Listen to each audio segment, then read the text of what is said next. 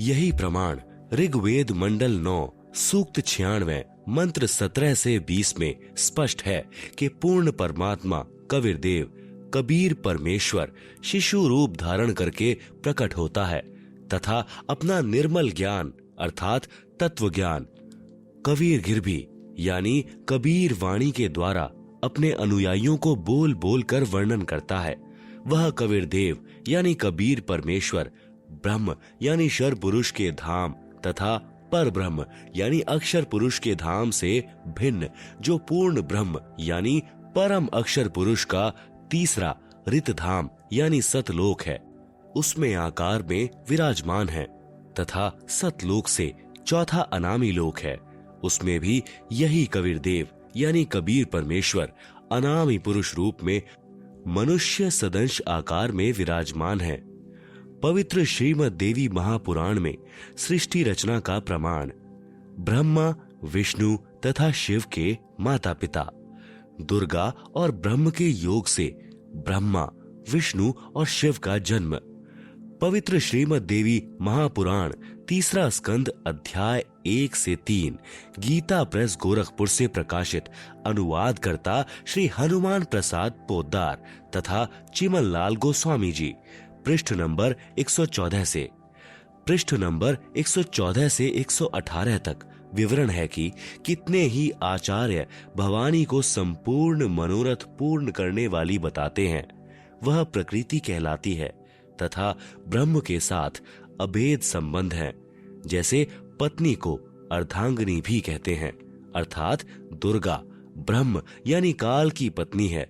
एक ब्रह्मांड की सृष्टि रचना के विषय में राजा श्री परीक्षित के पूछने पर श्री व्यास जी ने बताया कि मैंने श्री नारद जी से पूछा था कि हे देवर्षे इस ब्रह्मांड की रचना कैसे हुई। मेरे इस प्रश्न के उत्तर में श्री नारद जी ने कहा कि मैंने अपने पिता श्री ब्रह्मा जी से पूछा था कि हे पिताश्री इस ब्रह्मांड की रचना आपने की या श्री विष्णु जी इसके रचयिता हैं या शिव जी ने रचा है, सच सच बताने की कृपा करें। तब मेरे पूज्य पिताश्री ब्रह्मा जी ने बताया कि बेटा नारद मैंने अपने आप को कमल के फूल पर बैठा पाया था, मुझे ज्ञान नहीं कि इस अगाध जल में मैं कहां से उत्पन्न हो गया। 1000 वर्ष तक पृथ्वी का अन्वेषण करता रहा, कहीं जल का ओर छोर नहीं पाया।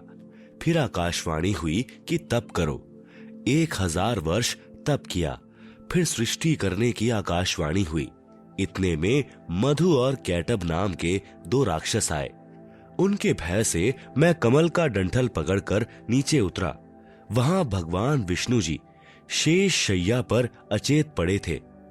उनमें से एक स्त्री यानी प्रेतवत प्रविष्ट दुर्गा निकली। वह आकाश में आभूषण पहने दिखाई देने लगी। तब भगवान विष्णु होश में आए। अब मैं तथा विष्णु जी 2 थे। इतने में भगवान शंकर भी आ गए। देवी ने हमें विमान में बैठाया तथा ब्रह्मलोक में ले गई। वहां एक ब्रह्मा एक विष्णु तथा एक शिव और देखा। फिर एक देवी देखी। उसे देखकर विष्णु जी ने विवेक पूर्वक निम्न वर्णन किया, यानी ब्रह्म काल ने भगवान विष्णु को चेतना प्रदान कर दी। उसको अपने बाल्यकाल की याद आई। तब बचपन की कहानी सुनाई। पृष्ठ नंबर 119-120 पर भगवान विष्णु जी ने ब्रह्मा जी तथा श्री शिव जी से कहा कि यह हम तीनों की माता है, यही जगत जननी प्रकृति देवी है। मैंने इस देवी को तब देखा था जब मैं छोटा सा बालक था। यह मुझे पालने में झुला रही थी। तीसरा स्कंद पृष्ठ नंबर 123 पर श्री विष्णु जी ने श्री दुर्गा जी की स्तुति करते हुए कहा, तुम शुद्ध स्वरूपा हो, यह सारा संसार तुम्ही से उद्भासित हो रहा है। मैं यानी विष्णु ब्रह्मा और शंकर हम सभी तुम्हारी कृपा से ही विद्यमान है। हमारा आविर्भाव यानी जन्म और तिरोभाव यानी मृत्यु हुआ करता है, अर्थात हम तीनों देव नाशवान हैं। केवल तुम ही नित्य अविनाशी हो, जगत जननी हो, प्रकृति देवी हो। भगवान शंकर बोले, देवी यदि महाभाग विष्णु तुम ही से प्रकट यानी उत्पन्न हुए हैं तो उनके बाद उत्पन्न होने वाले ब्रह्मा भी तुम्हारे ही बालक हुए। फिर मैं तमोगुणी लीला करने वाला शंकर क्या तुम्हारी संतान नहीं हुआ? अर्थात मुझे भी उत्पन्न करने वाली तुम ही हो। विचार करें, उपरोक्त विवरण से सिद्ध हुआ कि श्री ब्रह्मा जी, श्री विष्णु जी, श्री शिव जी नाशवान है, मृत्युंजय, अजर, अमर व सर्वेश्वर नहीं है, तथा दुर्गा प्रकृति के पुत्र हैं, तथा ब्रह्म काल सदाशिव इनका पिता है। तीसरा स्कंद पृष्ठ नंबर 125 पर ब्रह्मा जी के पूछने पर कि हे माता, वेदों में जो ब्रह्म कहा है वह आप ही हैं या कोई अन्य प्रभु है? इसके उत्तर में यहाँ तो दुर्गा कह रही है कि मैं तथा ब्रह्म एक ही हैं। फिर इसी स्कंद अध्याय 6 के पृष्ठ नंबर 129 पर कहा है कि अब मेरा कार्य सिद्ध करने के लिए विमान पर बैठकर तुम लोग शीघ्र पधारो, यानी जाओ। कोई कठिन कार्य उपस्थित होने पर जब तुम मुझे याद करोगे तब मैं सामने आ जाऊंगी। देवताओं, मेरा यानी दुर्गा का तथा ब्रह्म का ध्यान तुम्हें सदा करते रहना चाहिए। हम दोनों का स्मरण करते रहोगे तो तुम्हारे कार्य सिद्ध होने में तनिक भी संदेह नहीं है।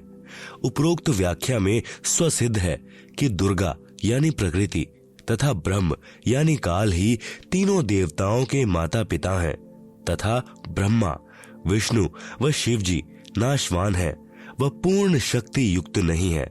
तीनों देवताओं श्री ब्रह्मा जी, श्री विष्णु जी, श्री शिव जी की शादी दुर्गा यानी प्रकृति देवी ने की। पृष्ठ नंबर 128-129 पर तीसरे स्कंद में गीता अध्याय नंबर 7 का श्लोक नंबर 12, ये च एव सात्विकः भावः राजसः तामसः च ये मतः एव इति तान विद्धि न तु अहम तेषु ते मयि। अनुवाद: च यानी और, एव यानी भी, ये यानी जो, सात्विका यानी सत्व गुण विष्णु जी से स्थिति, भावा यानी भाव है, और ये यानी जो, राजसा यानी रजोगुण ब्रह्मा जी से उत्पत्ति, च यानी तथा, तामसा यानी तमोगुण शिव से संहार है, तान उन सबको तू, मत है एव मेरे द्वारा सुनियोजित नियमानुसार ही होने वाले हैं, इति यानी ऐसा, विद्धि यानी जान, तू यानी परंतु वास्तव में, तेषु उनमें, अहम यानी मैं और, ते यानी वे, मई यानी मुझमें, न यानी नहीं है। पवित्र शिव महापुराण में सृष्टि रचना का प्रमाण काल ब्रह्म व दुर्गा से विष्णु, ब्रह्मा व शिव की उत्पत्ति। इसी का प्रमाण पवित्र श्री शिव पुराण गीता प्रेस गोरखपुर से प्रकाशित अनुवाद करता श्री हनुमान प्रसाद पोद्दार इसके अध्याय 6 रुद्र संहिता पृष्ठ नंबर 100 पर कहा है कि जो मूर्ति रहित पर ब्रह्म है उसी की मूर्ति भगवान सदाशिव है। इनके शरीर से एक शक्ति निकली, वह शक्ति अंबिका, प्रकृति यानी दुर्गा, त्रिदेव जननी यानी श्री ब्रह्मा जी, श्री विष्णु जी तथा श्री शिव जी को उत्पन्न करने वाली माता कहलाई। जिसकी 8 भुजाएं हैं, वे जो सदाशिव हैं उन्हें शिव, शंभु और महेश्वर भी कहते हैं। पृष्ठ नंबर 101 पर वे अपने सारे अंगों में भस्म रमाए रहते हैं। उन काल रूपी ब्रह्म ने एक शिव लोक नामक क्षेत्र का निर्माण किया। फिर दोनों ने पति पत्नी का व्यवहार किया, जिससे एक पुत्र उत्पन्न हुआ। उसका नाम विष्णु रखा। शिव पुराण पृष्ठ नंबर 102।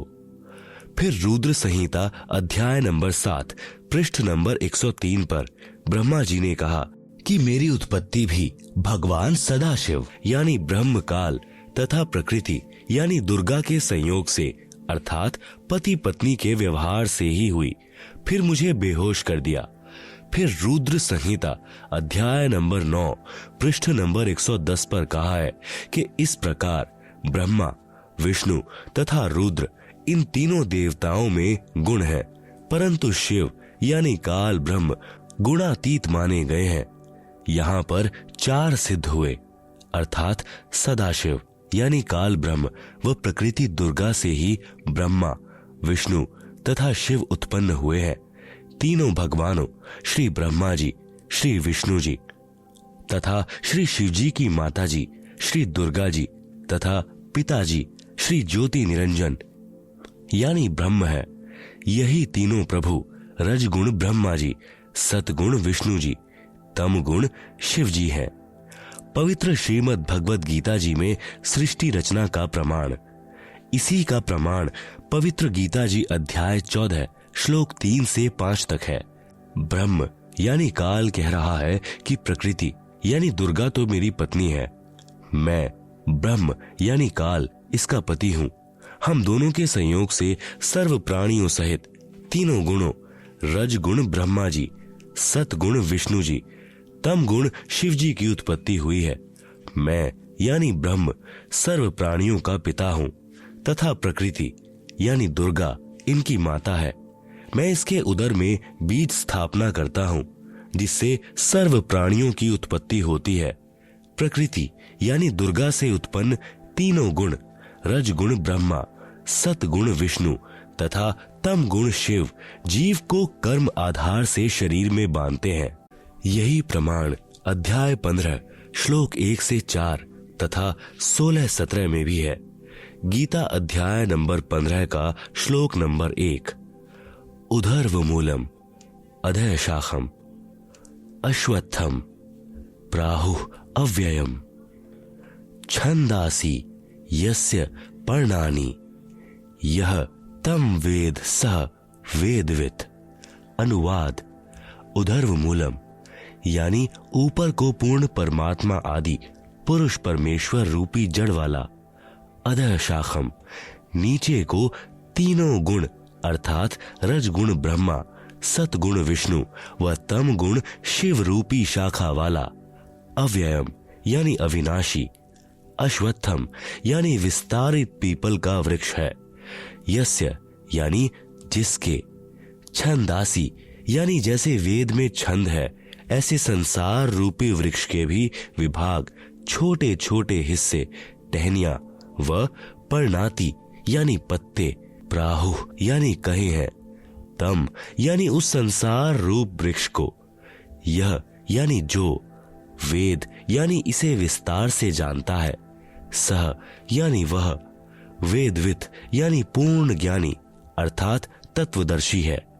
गीता अध्याय नंबर 15 का श्लोक नंबर 2, अधः च ऊर्ध्वम प्रसृता तस्य शाखा गुण प्रवृद्धा विषय प्रवालः अधः च मूलानि अनुसंततानि कर्मानुबंधिनी मनुष्य लोके।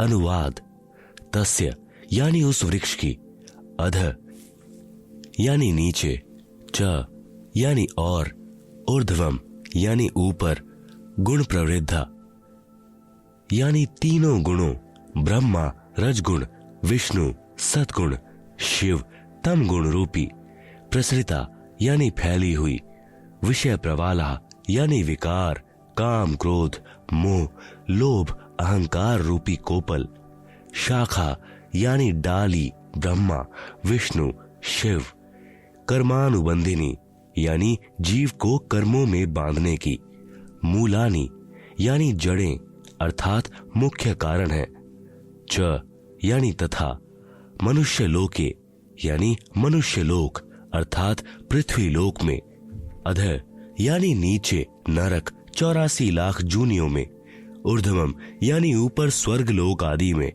अनुसंततानि यानी व्यवस्थित किए हुए हैं।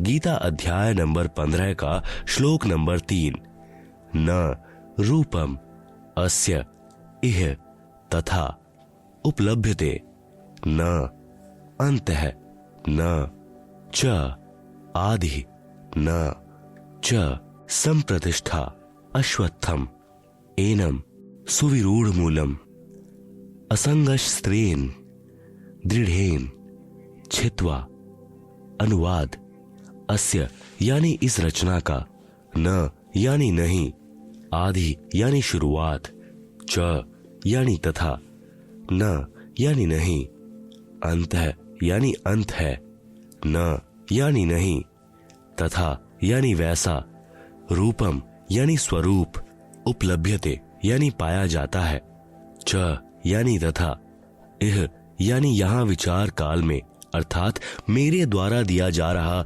गीता ज्ञान में पूर्ण जानकारी मुझे भी, न यानी नहीं है, संप्रतिष्ठा क्योंकि सर्व ब्रह्मांडों की रचना की अच्छी तरह स्थिति का मुझे भी ज्ञान नहीं है, एनम यानी इस, सुविरूढ़ मूलम यानी अच्छी तरह स्थायी स्थिति वाला, अश्वत्थम यानी मजबूत स्वरूप वाले संसार रूपी वृक्ष के ज्ञान को, असंगश स्त्रेन यानी पूर्ण ज्ञान रूपी, दृढ़ेन यानी दृढ़ सूक्ष्म वेद अर्थात तत्व ज्ञान के द्वारा जानकर, छित्वा यानी काटकर अर्थात निरंजन की भक्ति को श्रणिक अर्थात श्रण भंगूर जानकर, ब्रह्मा विष्णु शिव ब्रह्म तथा पर ब्रह्म से भी आगे पूर्ण ब्रह्म की तलाश करनी चाहिए। गीता अध्याय नंबर 15 का श्लोक नंबर 4, ततः पदम तत् परिमार्गितव्यम यस्मिन् गता न निवर्तन्ति भूयः तम एव च आदम पुरुषम प्रपद्ये यतः प्रवृत्ति प्रसृता पुराणी।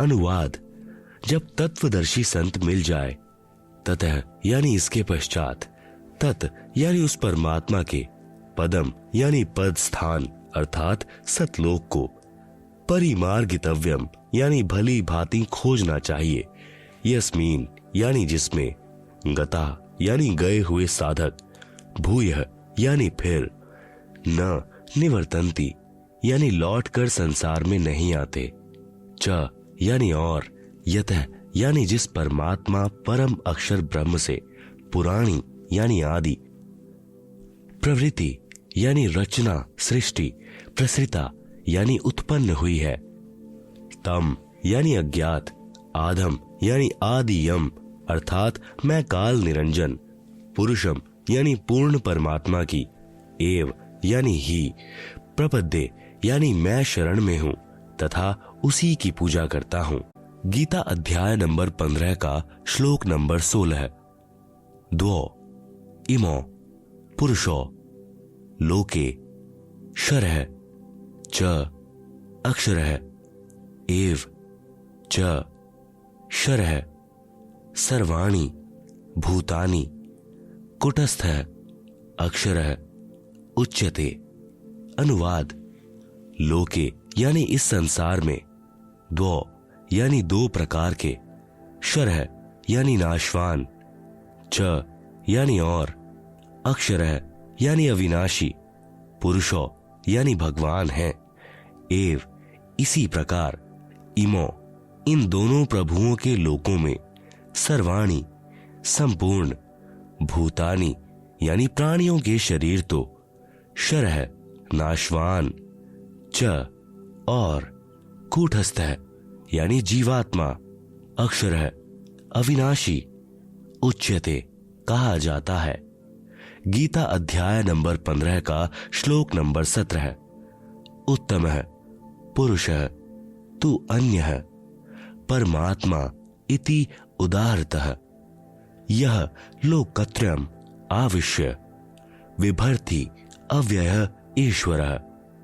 अनुवाद उत्तमः यानी उत्तम, पुरुषः यानी प्रभु, तू तो, अन्यः उपरोक्त दोनों प्रभुओं शर पुरुष तथा अक्षर पुरुष से भी अन्य ही है, इति यानी यह वास्तव में, परमात्मा परमात्मा उदाहरणतः कहा गया है, यह जो लोकत्रयम् तीनों लोकों में आविश्य प्रवेश करके विभर्ति सबका धारण पोषण करता है, एवं अव्यय है यानी अविनाशी, ईश्वर है यानी ईश्वर, प्रभुओं में श्रेष्ठ अर्थात समर्थ प्रभु है। भावार्थ, गीता ज्ञान दाता प्रभु ने केवल इतना ही बताया है कि यह संसार उल्टे लटके वृक्ष तुल्य जानो। ऊपर जड़ें यानी मूल तो पूर्ण परमात्मा है, नीचे टहनियां आदि अन्य हिस्से जानो। इस संसार रूपी वृक्ष के प्रत्येक भाग का भिन्न भिन्न विवरण जो संत जानता है वह तत्वदर्शी संत है, जिसके विषय में गीता अध्याय 4 श्लोक नंबर 34 में कहा है। गीता अध्याय 15 श्लोक नंबर 2-3 में केवल इतना ही बताया है कि 3 गुण रूपी शाखा हैं।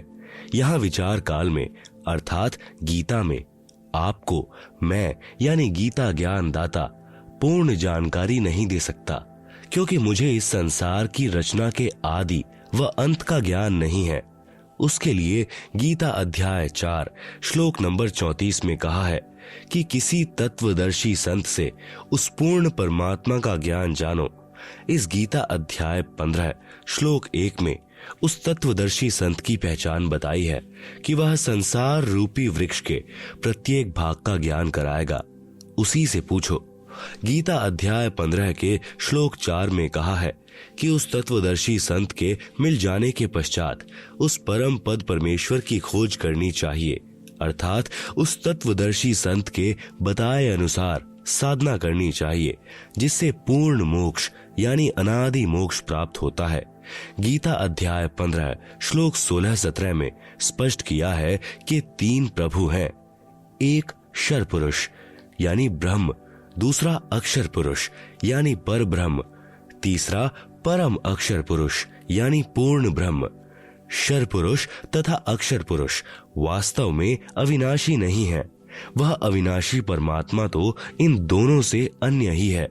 वही तीनों लोकों में प्रवेश करके सर्व का धारण पोषण करता है।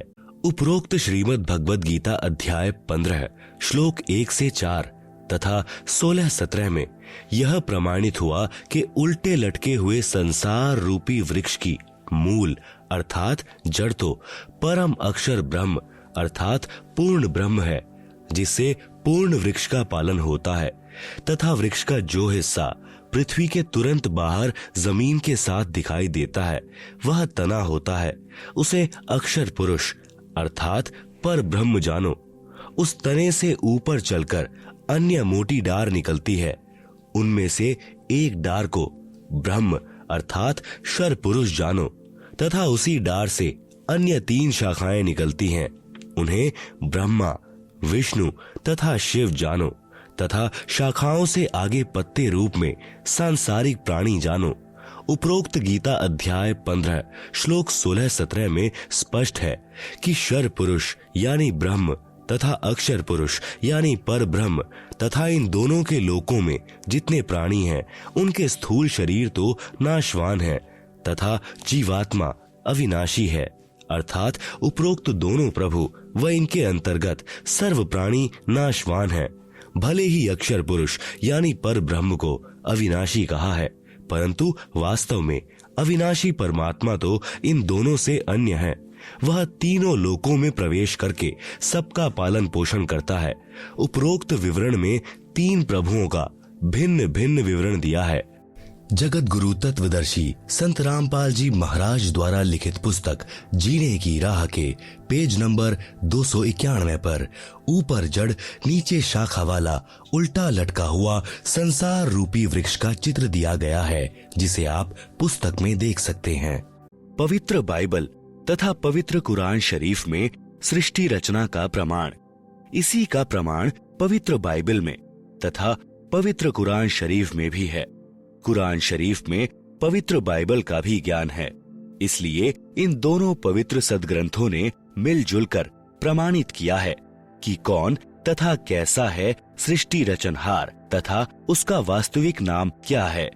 पवित्र बाइबल उत्पत्ति ग्रंथ पृष्ठ नंबर 2 पर चैप्टर 1 वर्सेस 20, चैप्टर 2 वर्सेस 5 पर 6वां दिन प्राणी और मनुष्य।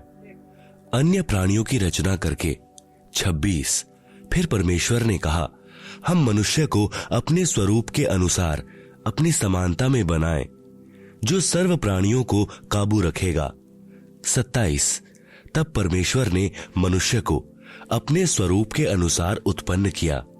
अपने ही स्वरूप के अनुसार परमेश्वर ने उसको उत्पन्न किया। नर और नारी करके मनुष्यों की सृष्टि की। 29 प्रभु ने मनुष्यों के खाने के लिए जितने बीज वाले छोटे पेड़ तथा जितने पेड़ों में बीज वाले फल होते हैं वे भोजन के लिए प्रदान किए हैं। मांस खाना नहीं कहा है। 7वां दिन विश्राम का दिन। परमेश्वर ने 6 दिन में सर्व सृष्टि की उत्पत्ति की तथा 7वें दिन विश्राम किया। पवित्र बाइबल ने सिद्ध कर दिया कि परमात्मा मानव सदृश शरीर में है, जिसने 6 दिन में सर्व सृष्टि की रचना की तथा फिर विश्राम किया। पवित्र कुरान शरीफ सूरत फुरकानी 25 आयत नंबर 52, 58, 59, आयत 52। फला तुतियल काफिरन व जाहिद हुम बिही जिहादन कबीरा। कबीरन इसका भावार्थ है कि हजरत मोहम्मद जी का खुदा यानी प्रभु कह रहा है कि हे पैगंबर, आप काफिरों यानी जो एक प्रभु की भक्ति त्याग कर अन्य देवी देवताओं तथा मूर्ति आदि की पूजा करते हैं का कहा मत मानना, क्योंकि वे लोग कबीर को पूर्ण परमात्मा नहीं मानते।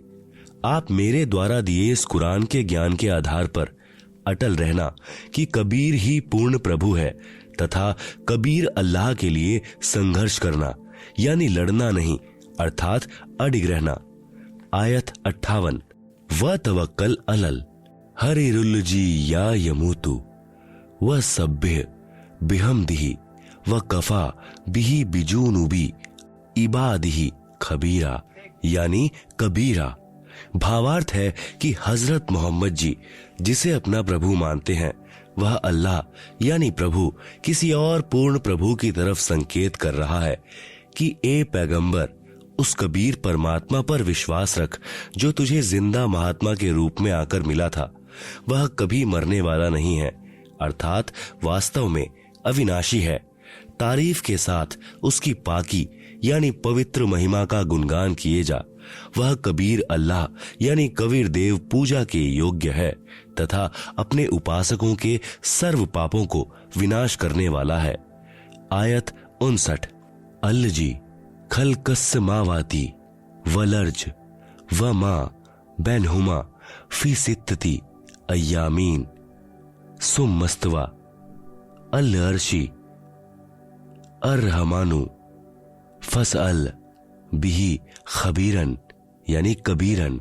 भावार्थ है कि हजरत मोहम्मद को कुरान शरीफ बोलने वाला प्रभु यानी अल्लाह कह रहा है कि वह कबीर प्रभु वही है जिसने जमीन तथा आसमान के बीच में जो भी विद्यमान है सर्व सृष्टि की रचना 6 दिनों में की तथा 7वें दिन ऊपर अपने सत्यलोक में सिंहासन पर विराजमान हो यानी बैठ गया। उसके विषय में जानकारी किसी बाखबर यानी तत्वदर्शी संत से पूछो। उस पूर्ण परमात्मा की प्राप्ति कैसे होगी तथा वास्तविक ज्ञान तो किसी तत्वदर्शी संत यानी बाखबर से पूछो, मैं नहीं जानता। उपरोक्त दोनों पवित्र धर्मों यानी ईसाई तथा मुसलमान के पवित्र शास्त्रों ने भी मिलजुल कर प्रमाणित कर दिया कि सर्व सृष्टि रचनहार, सर्व पाप विनाशक, सर्वशक्तिमान अविनाशी परमात्मा मानव सदन शरीर में आकार में है तथा सत्यलोक में रहता है। उसका नाम कबीर है। उसी को अल्लाहु अकबिरू भी कहते हैं। आदरणीय धर्मदास जी ने पूज्य कबीर प्रभु से पूछा कि हे सर्वशक्तिमान, आज तक यह तत्व ज्ञान किसी ने नहीं बताया, वेदों के मर्मज्ञ ज्ञानियों ने भी नहीं बताया। इससे सिद्ध है कि चारों पवित्र वेद तथा चारों पवित्र कतेब कुरान शरीफ आदि झूठे हैं। पूर्ण परमात्मा ने कहा, वेद कतेब झूठे नहीं भाई, झूठे हैं जो समझे नाही। भावार्थ है कि चारों पवित्र वेद ऋग्वेद, अथर्ववेद, यजुर्वेद, सामवेद तथा पवित्र चारों कतेब कुरान शरीफ, जबूर, तौरात, इंजिल गलत नहीं है। परंतु जो इनको नहीं समझ पाए वे नादान हैं। पूज्य कबीर परमेश्वर यानी कबीर देव जी की अमृतवाणी में सृष्टि रचना विशेष। निम्न अमृतवाणी सन 1403 से, जब पूज्य कबीर देव यानी कबीर परमेश्वर लीलामय शरीर में 5 वर्ष के हुए। सन 1518 जब कबीर देव यानी कबीर परमेश्वर मगहर स्थान से सशरीर सतलोक गए के बीच में लगभग 600 वर्ष पूर्व परम पूज्य कबीर परमेश्वर यानी कबीर देव जी द्वारा अपने निजी सेवक यानी दास भक्त आदरणीय धर्मदास साहिब जी को सुनाई थी तथा धनी धर्मदास साहिब जी ने लिपिबद्ध की थी। परंतु उस समय के पवित्र हिंदुओं तथा पवित्र मुसलमानों के नादान गुरुओं यानी नीम हकीमों ने कहा कि यह धानक यानी जुलाहा कबीर झूठा है। किसी भी सदग्रंथ में श्री ब्रह्मा जी, श्री विष्णु जी तथा श्री शिव जी के माता पिता का नाम नहीं है। ये तीनों प्रभु अविनाशी हैं। इनका जन्म मृत्यु नहीं होता। न ही पवित्र वेदों व पवित्र कुरान शरीफ आदि में कबीर परमेश्वर का प्रमाण है तथा परमात्मा को निराकार लिखा है। हम प्रतिदिन पढ़ते हैं। भोली आत्माओं ने उन विचक्षणों यानी चतुर गुरुओं पर विश्वास कर लिया कि सचमुच यह कबीर धानक तो अशिक्षित है तथा गुरुजी शिक्षित हैं, सत्य कह रहे होंगे। आज वही सच्चाई प्रकाश में आ रही है तथा अपने सर्व पवित्र धर्मों के पवित्र सदग्रंथ साक्षी हैं।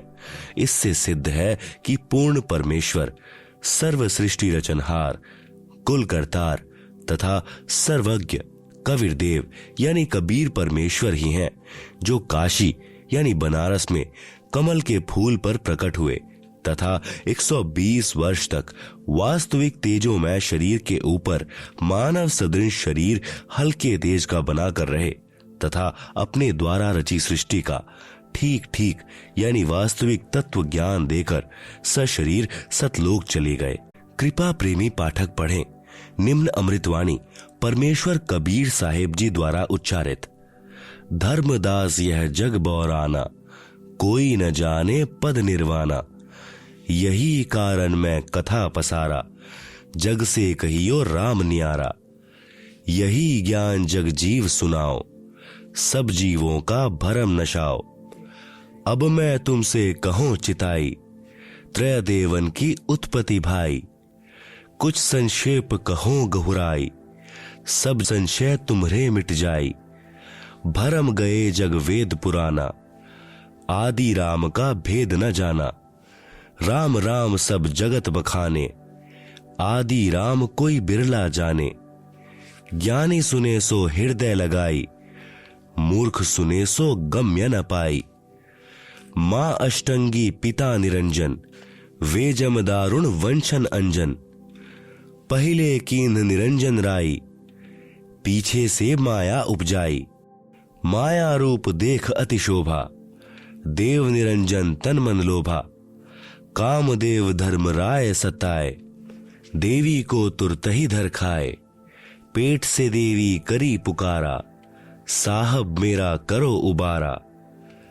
टेर सुनी तब हम तहां आए, अष्टंगी को बंद छुड़ाए। सतलोक में कीन्हा दुराचारी, काल निरंजन दीन्हा निकारी। माया समेत दिया भगाई, 16 संख कोस दूरी पर आई। अष्टंगी और काल अब दोई, मंद कर्म से गए बिगोई। धर्मराय को हिकमत कीन्हा, नख रेखा से भगकर लीन्हा। धर्मराय किन्हा भोग विलासा, माया को रही तब आसा। 3 पुत्र अष्टंगी जाएं, ब्रह्मा विष्णु शिव नाम धराएं। 3 देव विस्तार चलाएं, इनमें यह जग धोखा खाए। पुरुष गम्य कैसे को पावे, काल निरंजन जग भरमावे। 3 लोक अपने सुत दीना, सुन निरंजन बासा लीना। अलख निरंजन सुन ठिकाना, ब्रह्मा विष्णु शिव भेद न जाना। 3 देव सो उनको धावे, निरंजन का वे पार न पावे। अलख निरंजन बड़ा बटपारा, तीन लोक जीव कीन्ह आहारा। ब्रह्मा विष्णु शिव नहीं बचाए, सकल खाए पुन धूर उड़ाए। तिनके सुत हैं तीनों देवा, आंधर जीव करत है सेवा।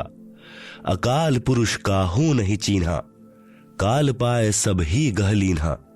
ब्रह्म काल सकल जग जाने, आदि ब्रह्म को ना पहचाने। तीनों देव और अवतारा, ताको भजे सकल संसारा। तीनों गुण का यह विस्तारा, धर्मदास मैं कहो पुकारा। गुण तीनों की भक्ति में, भूल परो संसार। कहे कबीर निज नाम बिन, कैसे उतरे पार। उपरोक्त अमृतवाणी में परमेश्वर कबीर साहिब जी अपने निजी सेवक श्री धर्मदास साहिब जी को कह रहे हैं कि धर्मदास, यह सर्व संसार तत्व ज्ञान के अभाव से विचलित है। किसी को पूर्ण मोक्ष मार्ग तथा पूर्ण सृष्टि रचना का ज्ञान नहीं है। इसलिए मैं आपको मेरे द्वारा रची सृष्टि की कथा सुनाता हूं। बुद्धिमान व्यक्ति तो तुरंत समझ जाएंगे, परंतु जो सर्व प्रमाणों को देखकर भी नहीं मानेंगे तो वे नादान प्राणी काल प्रभाव से प्रभावित हैं। वे भक्ति योग्य नहीं। अब मैं बताता हूं तीनों भगवानों ब्रह्मा जी, विष्णु जी तथा शिव जी की उत्पत्ति कैसे हुई। इनकी माता जी तो अष्टंगी यानी दुर्गा है तथा पिता ज्योति निरंजन यानी ब्रह्म काल है। पहले ब्रह्म की उत्पत्ति अंडे से हुई, फिर दुर्गा की उत्पत्ति हुई। दुर्गा के रूप पर आसक्त होकर काल यानी ब्रह्म ने गलती यानी छेड़छाड़ की। तब दुर्गा यानी प्रकृति ने इसके पेट में शरण ली।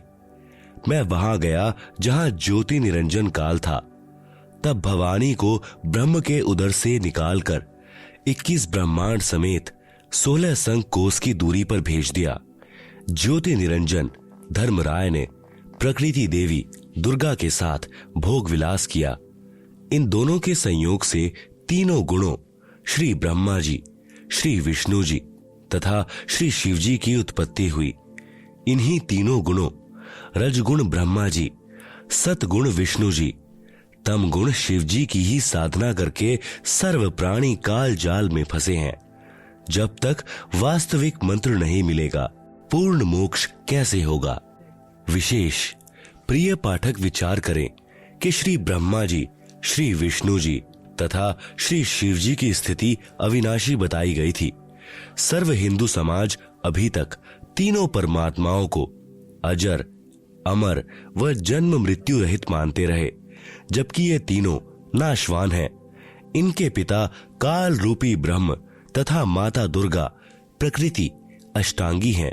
जैसा आपने पूर्व प्रमाणों में पढ़ा है, यह ज्ञान अपने शास्त्रों में भी विद्वान है, परंतु हिंदू समाज के कलयुगी गुरुओं, ऋषियों, संतों को ज्ञान नहीं।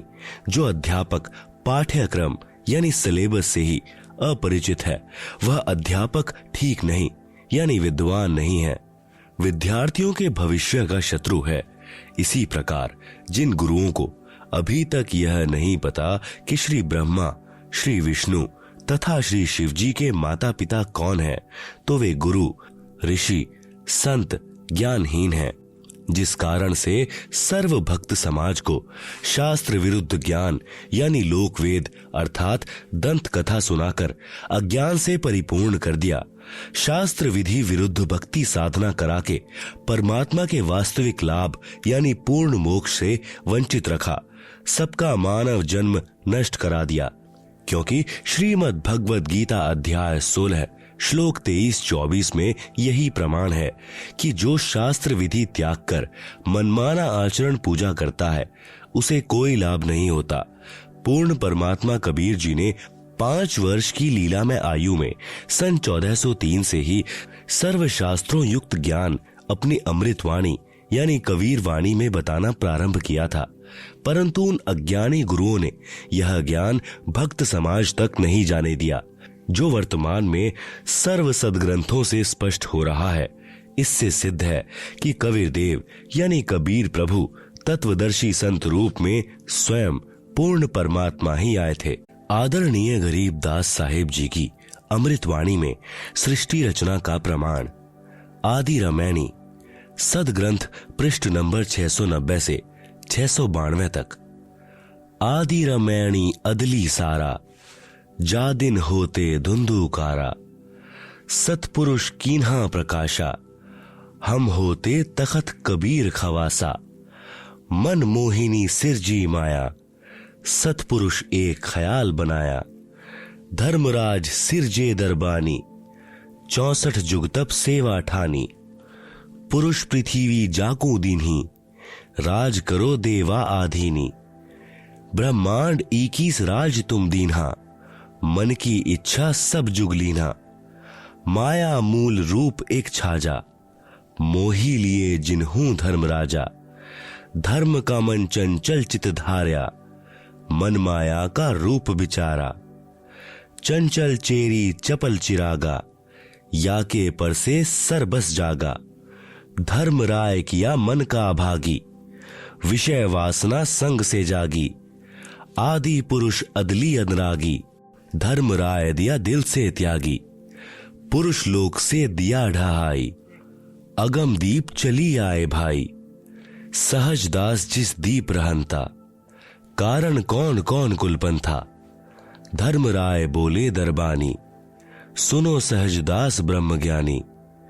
64 जुग हम सेवा कीन्ही, पुरुष पृथ्वी हमको दीन्ही। चंचल रूप भया मन बोरा, मन मोहिनी ठगिया भौरा। सतपुरुष के ना मन भाए, पुरुष लोक से हम चली आए। अगर दीप सुनत बड़भागी, सहजदास मेटो मन पागी। बोले सहजदास दिलदानी, हम तो चाकर सत सहदानी। सतपुरुष से अरज गुजारूं, जब तुम्हारा बिवान उतारूं। सहजदास को किया पियाना, सत्यलोक लिया प्रवाना। सतपुरुष साहिब सरबंगी, अविगत अदली अचल अभंगी। धर्मराय तुम्हरा दरबानी, अगर दीप चले गए प्राणी। कौन हुक्म करी अरज आवाजा, कहा पठावो उस धर्म राजा। भई आवाज अदली एक साचा, विषय लोक जा तीन्यों बाचा। सहज विमान चले अधिकाई, छिन में अगर दीप चली आई। हम तो अरज करी अनुरागी, तुम्ह विषय लोक जावो बड़भागी। धर्मराय के चले विमाना, मान सरोवर आए प्राणा। मान सरोवर रहन न पाए, दरे कबीरा थाना लाए। बंकलाल की विषमी बाटी, तहा कबीरा रोकी घाटी। इन पांचों मिली जगत बंधाना, 184 जीव संताना। ब्रह्मा विष्णु महेश्वर माया, धर्मराय का राज पठाया। यो खोखापुर झूठी बाजी, भिस्ती बैकुंठ दगासी साजी। कृत्रिम जीव भुलाने भाई, निज घर की तो खबरी ना पाई। 1.25 लाख उपजे नित हंसा, 1 लाख विनशे नित अंसा। उपति खपती प्रलय फेरी, हर्ष शोक जौरा जमजेरी। पांचों तत्व है प्रलय माही, सत्व गुण रजगुण तम गुण झाई। 8 अंग मिली है माया, पिंड ब्रह्मांड सकल भरमाया। या में सुरती शब्द की डोरी, पिंड ब्रह्मांड लगी है खोरी। श्वासा पारस मन गह राखो, खोल ही कपाट अमीरस चाखो। सुनाऊं हंस शब्द सुन दासा, अगम दीप है अघ है बासा। भवसागर जम दंड जमाना, धर्मराय का है तलबाना। पांचों ऊपर पद की नगरी, बाट विहंगम बंकी डगरी। हमरा धर्मराय सोदावा, भवसागर में जीव भरमावा। हम तो कहें अगम की बानी, जहां अविगत अदली आप बिनानी। बंदी छोड़ हमारा नामम, अजर अमर है अस्थिर ठामम। जुगन जुगन हम कहते आए, जम जौरा से हंस छुटाए। जो कोई माने शब्द हमारा, भवसागर नहीं भर में धारा। या में सुरती शब्द का लेखा, तन अंदर मन कहो किन्हीं देखा। दास गरीब अगम की बानी, खोजा हंसा शब्द सहदानी। उपरोक्त अमृतवाणी का भावार्थ है कि आदरणीय गरीबदास साहेब जी कह रहे हैं कि यहाँ पहले केवल अंधकार था तथा पूर्ण परमात्मा कबीर साहेब जी सत्यलोक में तख्त यानी सिंहासन पर विराजमान थे। हम वहां चाकर थे। परमात्मा ने ज्योति निरंजन को उत्पन्न किया, फिर उसके तप के प्रतिफल में 21 ब्रह्मांड प्रदान किए, फिर माया यानी प्रकृति की उत्पत्ति की। युवा दुर्गा के रूप पर मोहित होकर ज्योति निरंजन यानी ब्रह्म ने दुर्गा यानी प्रकृति से बलात्कार करने की चेष्टा की। ब्रह्म को उसकी सजा मिली, उसे सत्यलोक से निकाल दिया तथा शाप लगा कि 1 लाख मानव शरीरधारी प्राणियों का प्रतिदिन आहार करेगा, 1.25 लाख उत्पन्न करेगा। यहां सर्व प्राणी जन्म मृत्यु का कष्ट उठा रहे हैं। यदि कोई पूर्ण परमात्मा का वास्तविक शब्द यानी सच्चा नाम जाप मंत्र हमारे से प्राप्त करेगा, उसको काल की बंद से छुड़वा देंगे। हमारा बंदी छोड़ नाम है। आदरणीय गरीबदास जी अपने गुरु व प्रभु कबीर परमात्मा के आधार पर कह रहे हैं कि सच्चे मंत्र अर्थात सत्य नाम व सार शब्द की प्राप्ति कर लो, पूर्ण मोक्ष हो जाएगा। नहीं तो नकली नाम दाता संतों व महंतों की मीठी मीठी बातों में फंसकर शास्त्र विधि रहित साधना करके काल जाल में रह जाओगे, फिर कष्ट पर कष्ट उठाओगे। गरीबदास जी महाराज की वाणी सत ग्रंथ साहिब पृष्ठ नंबर 690 से साहाभार। माया आदि निरंजन भाई अपने जाए आपे खाई, ब्रह्मा विष्णु महेश्वर चेला ओम सोहम का है खेला। शिखर सुन में धर्म अन्यायी, जिन शक्ति डायन महल पठाई। लाख ग्रासे नित उठ दूती, माया आदि तख्त की कूती। 1.25 लाख घड़िए नित भांडे, हंसा उत्पत्ति पर ले डांडे। ये तीनों चेला बटपारी, सिरजे पुरुषा सिरजी नारी। खोखापुर में जीव भुलाएं, स्वप्ना बहिस्त बैकुंठ बनाएं। यो हर हट का कुआं लोई, यागल बंधिया है सब कोई। कीड़ी कुंजर और अवतारा, हर हट डोरी बंधे कई बारा।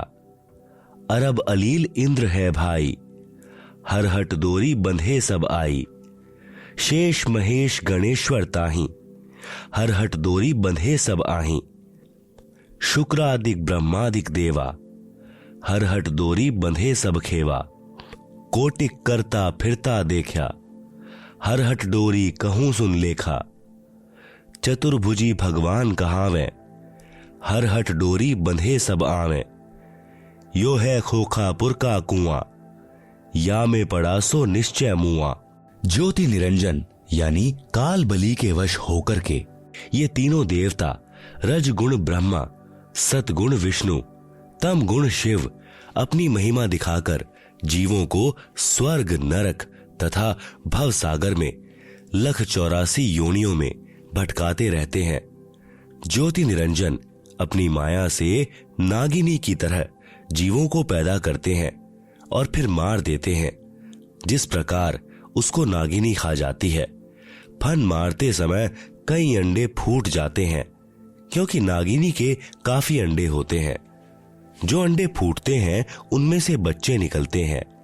यदि कोई बच्चा नागिनी अपनी दुम से अंडों के चारों ओर कुंडली बनाती है, फिर उन अंडों पर अपना फन मारती है, जिससे अंडा फूट जाता है, उसमें से बच्चा निकल जाता है।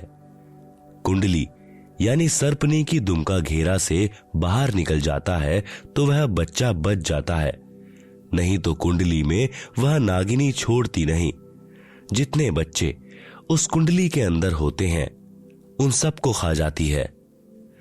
माया काली नागिनी अपने जाए खात, कुंडली में छोड़े नहीं 100 बातों की बात। इसी प्रकार यह काल बली का जाल है। निरंजन तक की भक्ति पूरे संत से नाम लेकर करेंगे तो भी इस निरंजन की कुंडली यानी 21 ब्रह्मांडों से बाहर नहीं निकल सकते। स्वयं ब्रह्मा, विष्णु, महेश आदि माया शेरावाली भी निरंजन की कुंडली में है। ये बेचारे अवतार धार कर आते हैं और जन्म मृत्यु का चक्कर काटते रहते हैं।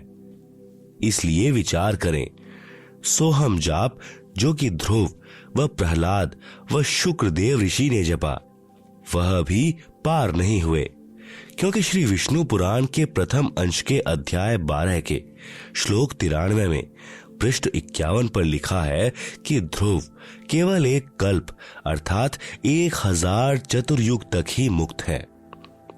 इसलिए काल लोक में ही रहें तथा ओम नमः भगवते वासुदेवाय मंत्र जाप करने वाले भक्त भी कृष्ण तक की भक्ति कर रहे हैं।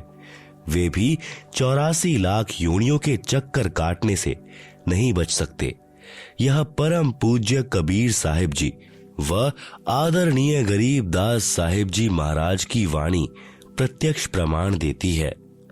अनंत कोटि अवतार हैं माया के गोविंद, करता हो अवतरे बहुर पड़े जगफंद। सतपुरुष कबीर साहिब जी की भक्ति से ही जीव मुक्त हो सकता है। जब तक जीव सतलोक में वापस नहीं चला जाएगा, तब तक काल लोक में इसी तरह कर्म करेगा और की हुई नाम व दान धर्म की कमाई स्वर्ग रूपी होटलों में समाप्त करके वापस कर्म आधार से 84 लाख प्रकार के प्राणियों के शरीर में कष्ट उठाने वाले काल लोक में चक्कर काटता रहेगा। माया यानी दुर्गा से उत्पन्न होकर करोड़ों गोविंद यानी ब्रह्मा, विष्णु, शिव मर चुके हैं। भगवान का अवतार बनकर आए थे, फिर कर्म बंधन में बंधकर कर्मों को भोगकर 84 लाख योनियों में चले गए। जैसे भगवान विष्णु जी को देवर्षि नारद का शाप लगा, वे श्री रामचंद्र रूप में अयोध्या में आए, फिर श्री राम जी रूप में बाली का वध किया था। उस कर्म का दंड भोगने के लिए श्री कृष्ण जी का जन्म हुआ। फिर बाली वाली आत्मा शिकारी बना तथा अपना प्रतिशोध लिया। श्री कृष्ण जी के पैर में विषाक्त तीर मारकर वध किया। महाराज गरीबदास जी अपनी वाणी में कहते हैं, ब्रह्मा विष्णु महेश्वर माया और धर्मराय कहिए, इन पांचों मिल पर पंच बनाया, वाणी हमरी लहिए।